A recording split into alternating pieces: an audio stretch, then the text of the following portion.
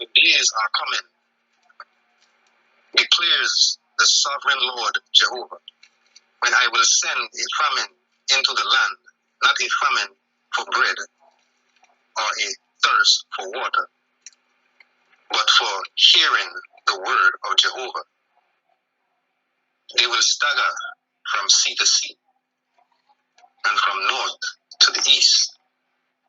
They will rove about searching for the word of Jehovah, but they will not find it. So here's the famine of the hearing, the famine of the words, the hearing of the words of Jehovah. Can I just do one thing right here? The word land. Okay, see, this is something we have to talk about maybe elsewhere, but just to lay this as a little principal point. You know, we talk about like the flood of Noah's time, right? Noah's flood. Yeah. And, you know, a lot of people I notice, whenever I've done videos in the past on Noah's flood, I notice those videos always were like, I'm like kryptonite. It's like, it just, even though like on the old channels, they got some good views and hits. We had like over 30,000 on one of the main old channels. So, but this one was almost viral, brought in a lot of other people. And the thing I recognize the Holy Spirit is that something about the flood really disturbs the deluge. You know, the deluge, or the deluge, like the delusion and the deluge, it always bothers ones. You know, that there could be something like a flood that can just wipe out all, you know, life.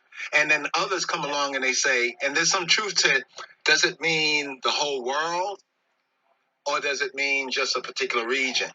And sometime in the Hebrew translation, the word land is the word eretz.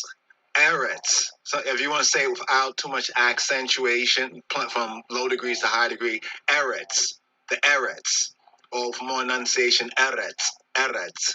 The eretz, right? You have the eretz. Notice right here, I'm showing ones on the screen. It's land and earth. That's my second point. So in other places, you read the Bible and it'll say such and such in all the earth. But sometimes contextually, that might be in all of the land. It might be in all of the particular region. Now, I'm not saying this particularly about the Noahs, the deluge in the time of Noah.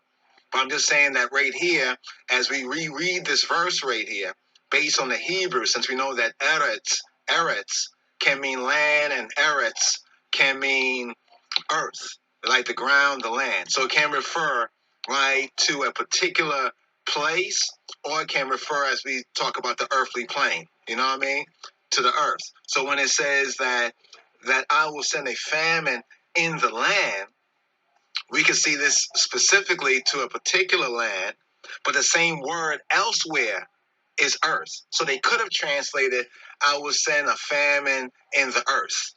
That's my point, just at the outro right here, to bring out the universality of this famine of hearing of the words of Jehovah. That's why they're wandering in the next verse. But I yield right here for my brother to come forward. Yes, I.